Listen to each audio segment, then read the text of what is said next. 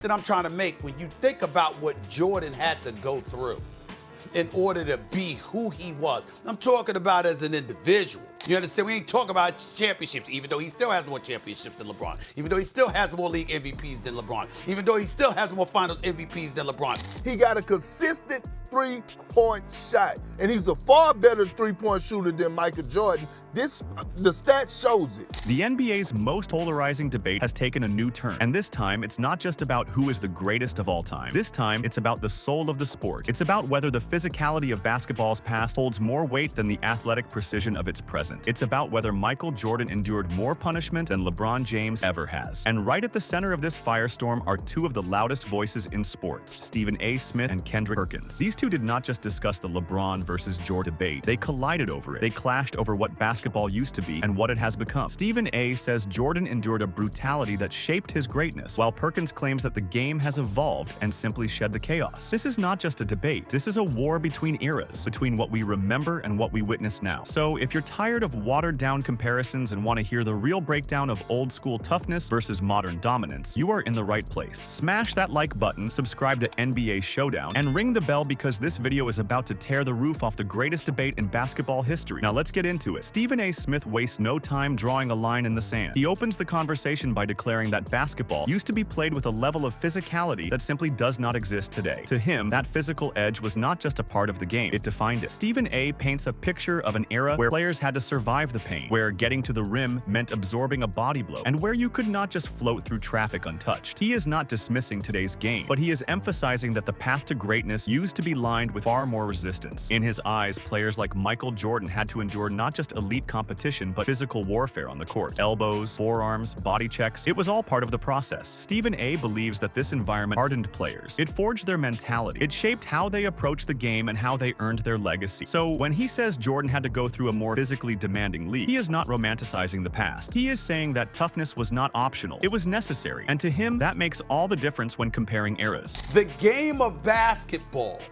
was played at an elevated level of physicality back in the day. Stephen A. goes a step further and makes a critical distinction. He is not saying players today are not talented. In fact, he admits the talent now is elite, even supreme. But his point is about the path, not the player. He is arguing that the journey to stardom used to be far more brutal. The road to prosperity, as he calls it, was filled with bruises, blood, and mental warfare. You did not just prove your skill, you proved your toughness night after night. Stephen A. does not blame today's players for the shift. He knows the league has evolved. Rules have changed. Officiating has adapted. But his stance is simple. You cannot compare the difficulty of Jordan's climb with LeBron's when the very terrain is different. Jordan had to fight through the bad boy Pistons, through hand checks, through clotheslines disguised as defense. LeBron, for all his greatness, rose in an era where the floor is spaced out, defenders are limited by whistle-happy rules, and hard fouls are flagged as flagrant acts of aggression. Stephen A. is not devaluing LeBron. He is valuing the grind that Jordan had to survive, and that grind, in his eyes, makes Jordan's journey not just different, but tougher, more meaningful, and ultimately more legitimate. The road to prosperity, one could easily argue,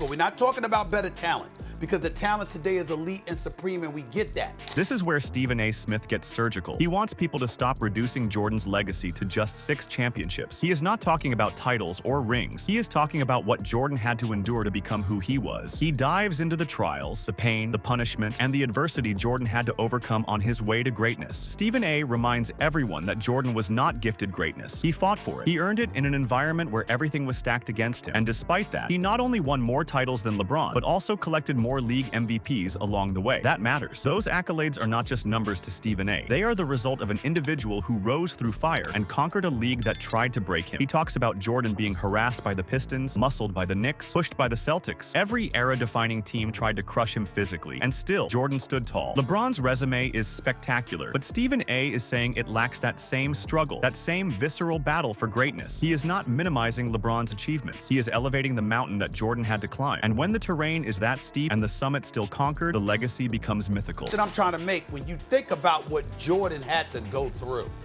in order to be who he was. I'm talking about as an individual. You understand? We ain't talking about championships, even though he still has more championships than LeBron, even though he still has more league MVPs than LeBron, even though he still has more finals MVPs than LeBron. Kendrick Perkins steps in, and his tone is not passive. It is assertive, even confrontational. He reminds Stephen A. that the league was still extremely physical well after Jordan retired. He uses his own career as proof, pointing to 2004 when he entered the league. And in his opinion, the Detroit Pistons were the greatest defensive team to ever play the game. Perkins is not just talking about reputation. He is talking about a team that physically dominated opponents with controlled aggression, discipline, and a mentality that mirrored the toughness of previous eras. For Perkins, that Pistons squad is the ultimate example that physical basketball did not die in the 90s. It just evolved. His argument is that the idea of physicality being exclusive to Jordan's era is simply not accurate. Perkins believes he lived through an NBA that still demanded grit, toughness, and resilience. He credits that Pistons team as proof that hard-nosed basketball did not vanish. It just took on a more structured, team-oriented form. To him, the toughness of his generation still holds weight, and any attempt to write it off as softer is not just misleading, it is flat-out disrespectful. Perkins is standing up for his era, and he is doing it with the kind of pride that only a warrior who lived it can bring to the table. Do you realize this? I'm just telling you the physicality of when we came into the league. Do you realize that the Detroit Pistons, in my opinion, was one of the greatest defensive teams to ever play the game of basketball? They won the bad boys, though. Stephen A. Smith acknowledges Kendrick Perkins' opinion with a calm yet unwavering response. He does not shout, he does not retaliate emotionally, but his words carry the kind of conviction that cuts deeper than volume ever could. He calmly states that Kendrick is entitled to feel the way he feels, and that is fine. But then he plants his flag into the debate with absolute clarity. LeBron James is number 2 all-time, and Michael Jordan is number 1, period. This is not up for debate in Stephen A.'s mind. This is a conclusion built from decades of watching the game evolve, from witnessing greatness across generations. His tone is not dismissive, but it is final. And what makes this moment so powerful is not just the content of the statement, but the emotion behind it. Stephen A. is not just making a claim. He is defending a belief that he considers sacred. He is protecting an era that, to him, represents the truest form of basketball competition. To him, greatness is not just about stats or longevity. It is about dominance under duress. It is about being the best when the game was at its hardest, when you had to bleed just to survive a playoff series. He respects LeBron. He admires LeBron, but he draws the line when it comes to putting him above Jordan. That boundary is non-negotiable, and Stephen A. makes sure Kendrick and the audience understand that this will never change. It is a conclusion born not of bias, but of belief. A belief that what Jordan had to overcome makes him untouchable at the top. Kendrick Perkins is entitled to feel the way that he feels, and that's fine. All I'm saying is, my mind on this specific topic will never change.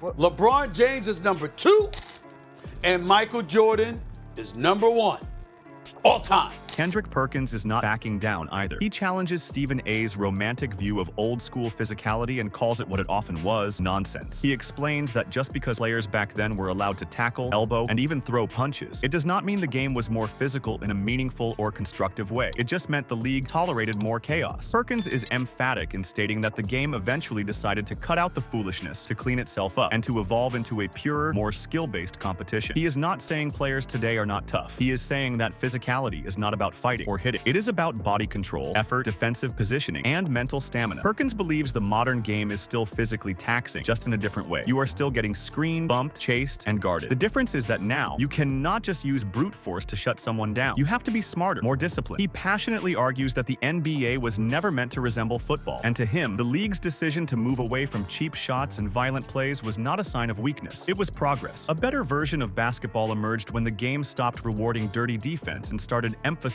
skill and finesse. Perkins is not tearing down the past. He is rejecting the idea that toughness only exists in the form of aggression. He believes true physicality lies in the grind of a clean, competitive game, and that's the version LeBron has mastered. But Stephen A., see, this is what I'm saying, though. Just because you was allowed to tackle people and throw punches, that doesn't mean that the level of physicality was different. They just stopped all the nonsense. That's it. This is not football. Kendrick Perkins closes his argument with a brutal fact that many Jordan fans struggle to accept. He points out that LeBron James, at nearly 40 years old, is still averaging 30 points per game. That kind of longevity at that level of performance is unprecedented. And the reason for it, according to Perkins, it is LeBron's evolution as a shooter, particularly from three-point range. He confidently states that LeBron is a far better three-point shooter than Michael Jordan ever was, and the statistics back him up. This is not a disrespect disrespect to Jordan's mid-range mastery or killer instinct. It is an acknowledgement of how the game has changed and how LeBron has adapted better than anyone. Perkins is highlighting the fact that LeBron's ability to stay effective in a modern pace and space game is no accident. It is a product of work ethic, discipline, and an understanding of how to extend a career through skill. He argues that Jordan never had to develop a reliable three-point shot because the game did not demand it. But LeBron, facing new defensive schemes, new spacing philosophies, and a league that values perimeter shooting more than ever, evolved into a threat from beyond the arc. That is not just greatness, that is strategic, calculated dominance. Perkins uses this point to emphasize that LeBron's ability to adapt to the modern game and thrive within it proves that his greatness is not just about raw talent. It is about intelligence, evolution, and durability. And in a league that constantly changes, staying dominant for over 2 decades is an achievement that deserves the highest respect. You know why LeBron James is able to average 30 right now at the age of 38?